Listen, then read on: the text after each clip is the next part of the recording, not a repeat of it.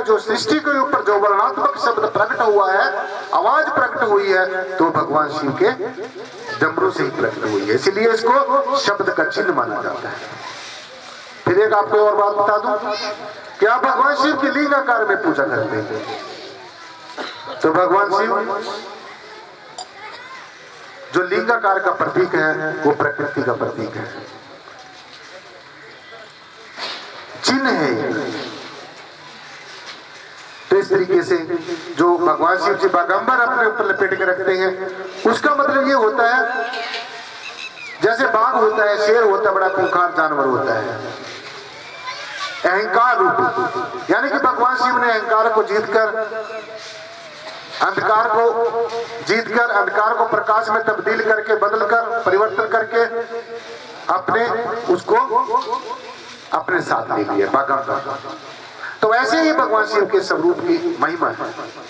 भगवान शिव ने उमा को महामाया पार्वती की आज के दिन शादी भी होने बता दी। आज देवादिदेव भगवान शिव और महामाया पार्वती, जो बहुत ही एक अपार सुंदरी और शीलवती जिसको कहा गया है, सती कहा गया है, अगर संसार में सतीत्व अगर प्रकट हुआ है तो महामाया पार्वती से ही प्रकट हुआ है। तो उसके बाद में उनकी जो शादी का आज जो पर्व मनाया जाता है, इसीलिए आप देखते हैं कि अनेकों जगह भगवान शिव की बारात वगैरह भी निकाली जाती है। तो अब आपने भगवान शिव के अनुपम और अद्भुत रूप का जो सुना है, तो हमारा रिश्ता भगवान शिव और जीव का रिश्ता है। क्या है? भगवान शिव और जीव। जब तक ये जीव और आत्मा है, ये जीव भी चेतन का अंश है, इसलिए निराकार परमात्मा का अंश है, ब्रह्म का अंश है, इसलिए ये भी चेतन है। ईश्वर अंश, जीव अविनाशी, चेतन, सहज, अमन, सुख राशि। ये चेतन रूप है, आनंद रूप है, सुख रूप है, और सारी बातों का मूल है, आधार है, बेस है। इसलिए जीव का और शिव का जो रिश्ता है, यही रिश्ता है। जब तक ये जीव अपने शिव रूप को नहीं जानता, जब तक अपने आत्म रूप को नहीं जानता, बाहर के कर्म कांडों में फंसा रहता है, जड़ की पूजा में ही फंसा रहता है, और तरह तरह के धार्मिक जो कर्म कांड है, कृत्य है, उनमें फंसा रहता है। लेकिन जब हमारे प्रारब्ध कर्म जागृत होते हैं साथ संगत जी, फिर हमें सदगुरु मिलता है। गुरु हमें अनेकों मिले, अनेकों मिलते रहेंगे।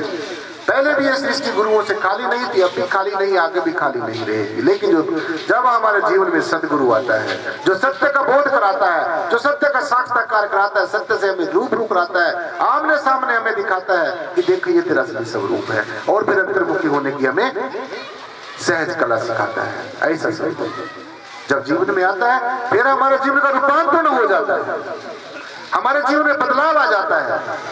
ये जीव शिव बन जाता है, अपने आत्म स्वरूप को जान लेता है कि मैं ये मात्र शरीर नहीं हूँ, मेरा जो स्वरूप है वो निर्गुण है, निराकार है, सर्वाधार है, निराधार है। तो सासंग जी, जब ये जीव के ऊपर से आवरण उतर जाएंगे, ईर्ष्या, गलानी, आत्म गलानी, एक दूसरे की निंदा, चुगली, एक दूसरे के प्रति द्वेष भावना, ये जो आवरण जीव के ऊपर चढ़े हैं, जब ये सत्संग से, सेवा से और सुमरण से उतर जाएंगे, तो फिर इसका शिव स्वरूप जागृत हो जाएगा। ये अपने आत्म स्वरूप को जान लेगा कि मैं ये शरीर नहीं हूँ, मैं इस शरीर के अंदर रहने वाली पावन पवित्र आत्मा हूँ, मुझ आत्मा का कभी विनाश नहीं होता। भगवान जी ने अर्जुन को यही बात बताई। अपने जो निर्गुण और निराकार स्वरूप को जानता है, जो तत्व से जानता है, अर्जुन वो ही मोक्ष और मुक्ति का अधिकारी होता है। तो जो देव आदिदेव भगवान शिव, यही साकार है, यही निराकार है। ये शिव जो निर्गुण निराकार स्वरूप है, ये सदगुरु के माध्यम से जाना जा सकता है, और संसार में कोई तरीका नहीं है। और हमारे निराकारी जागृति मिशन में विशेषकर यही बात बताई जाती है। भगवान को पहले खुली आंखों से आमने सामने बैठकर दिखाया जाता है, समझाया जाता है, और ये प्रत्यक्ष में प्रमाण करके, प्रमाणित करके दिखाया जाता, सिद्ध करके जाता है, प्रूव करके दिखाया जाता है, और फिर बताया जाता है कि ये तेरा असली स्वरूप है। और फिर सूरत और शब्द का योग, सूरत के साथ परमात्मा को जोड़ने की युक्ति, अंतर्मुखी होने की जो एक विशेष सहज और सहज बड़ी अति सहज और एक स्टीक जो कला है, जो कारगर जो तरीका है, वो बताया जाता है। तो इस करके आओ साथ संगत जी, सबने, चाहे कोई किसी मिशन को मानता है, किसी गुरु को मानता है, बात ये नहीं है, बात गुरुओं को मानने की और मिशनों को मानने की नहीं है, बात वेदों शास्त्रों ग्रंथों को मानने की नहीं है, बात किसी देवी देवताओं की पूजा करने की, कोई और धार्मिक कर्मकांड करने की बात नहीं है। बात है सिर्फ अपने आप को जानने की, नो दाई सेल्फ। इसको बाइबल में भगवान यीशु ने कहा है कि no thy self. No thy self का मतलब अपने आप को जान। बहुत कुछ जान लिया, बहुत कुछ पहचान लिया, बहुत कुछ ले लिया, बहुत कुछ दे लिया, लेकिन फिर भी शांति ना मिली। तपस्या कर ली, त्याग कर लिया, वैराग्य कर लिया, अनेकों संतों का सत्संग कर लिया, लेकिन फिर भी जिज्ञासा शांत नहीं हुई, फिर भी प्यास शांत नहीं हुई। इनको आगे करके बिठाओ, आगे आगे हो जाया करो अपने आप। जो एक बार कह देते हैं उसको अपने आप ही मान लेना चाहिए। इसलिए आज हमारे सामने जो सबसे बड़ा जो विशेष सवाल है साथ संगत जी, आज की जो भौतिकवाद में फंसी हुई जो जीव है, खासकर हमारा जो नौजवान तबका है और हमारे बच्चे, जो देखो कैसी कैसी संस्कृति को धारण कर रहे हैं और भारत का भविष्य क्या बन रहा है। तो खासकर बहनों की तरफ मेरा विशेष कर ये इशारा है, ये बेनती है कि अपने बच्चों को अच्छी शिक्षा देनी और कोई बड़ी शिक्षा तो देनी ही देनी है।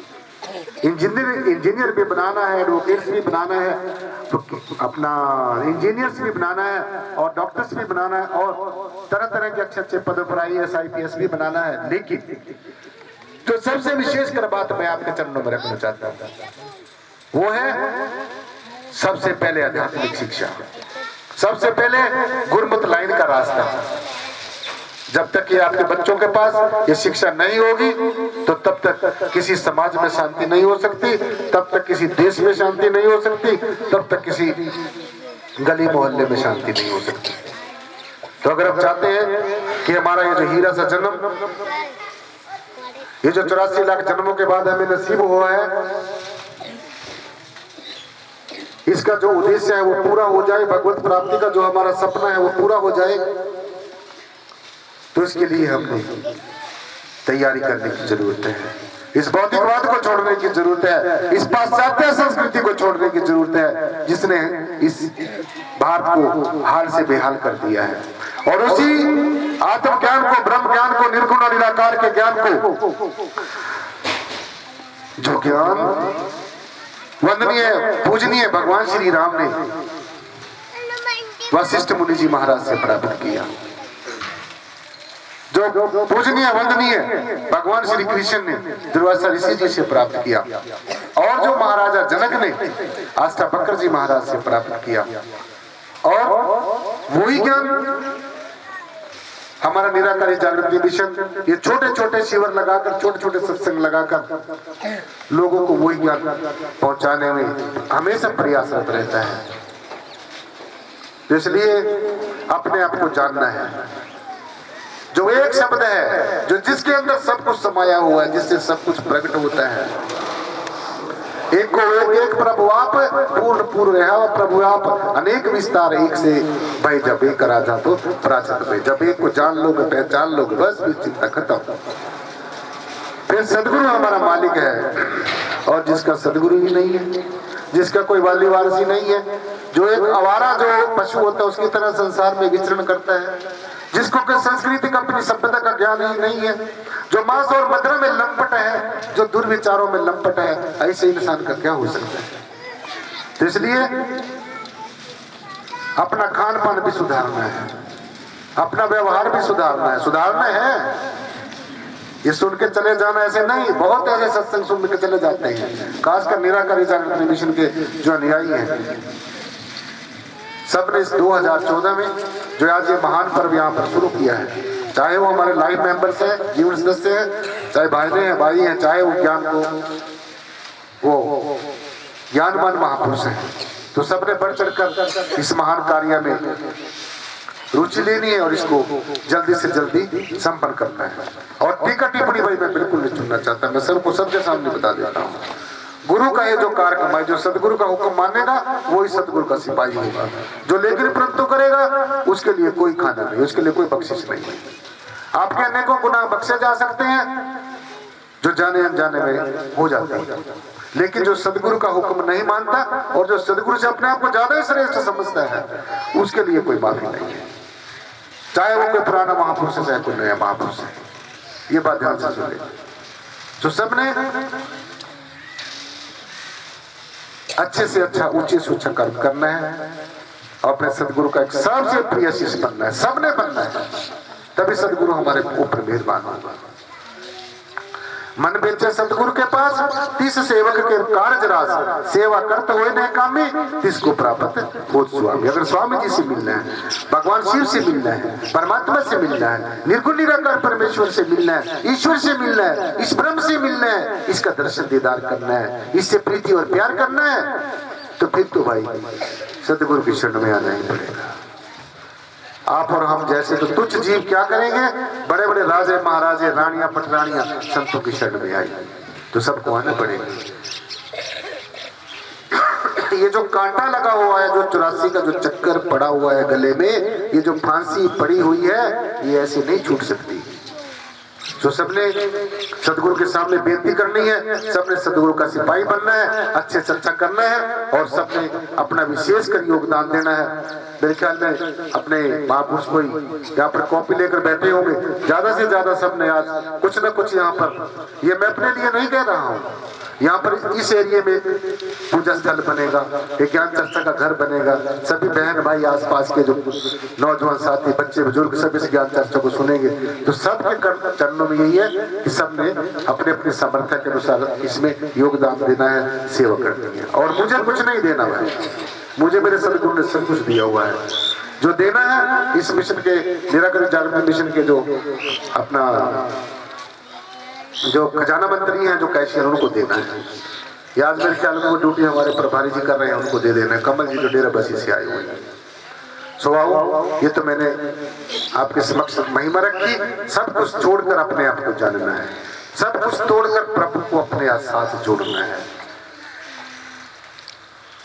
भगवान जी को कहा, हे परमात्मा जी, मैं समझता हूं कि तूने मुझे मोह में बांधा हुआ है, मैं समझता हूं कि तूने मुझे किसी न किसी विकार में फंसाया हुआ, मैं समझता हूं कि तूने मेरे को नीचा तो रखना ही रखना है, अपने से श्रेष्ठ तो होने नहीं देना।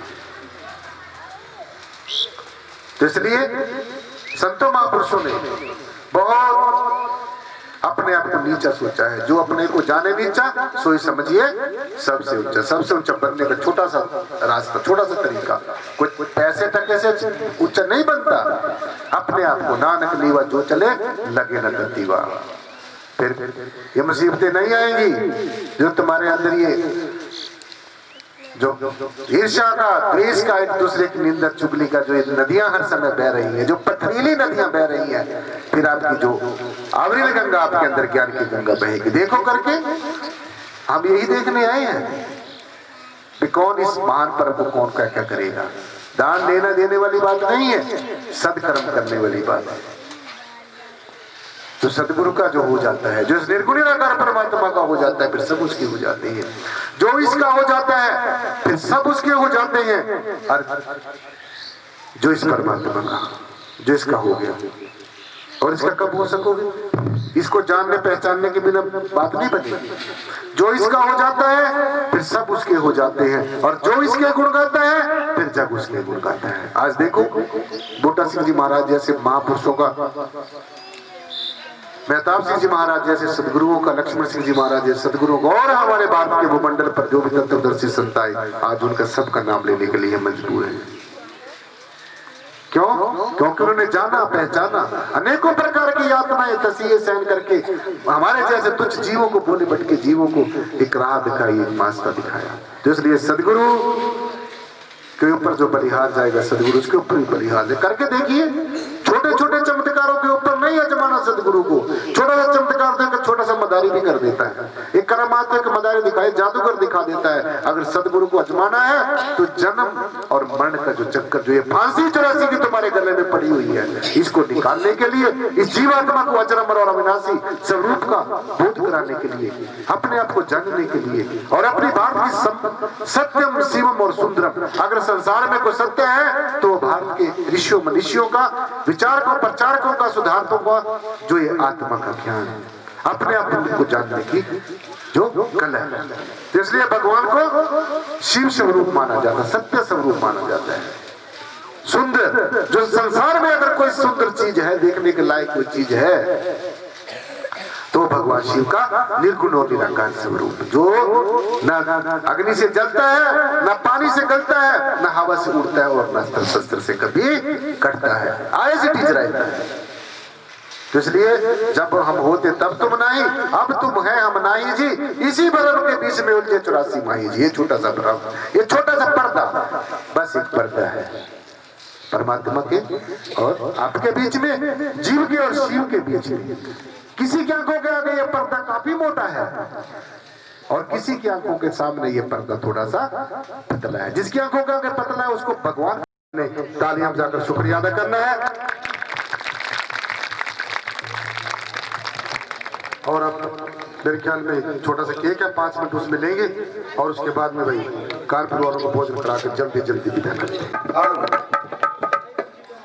अरे वो आने वाले भाई सभी आ जाओ, जितने भी आ सकते हैं।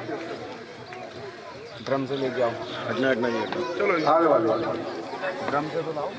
क्या ले आऊं? आ जाओ भाई, क्या नाम अपना?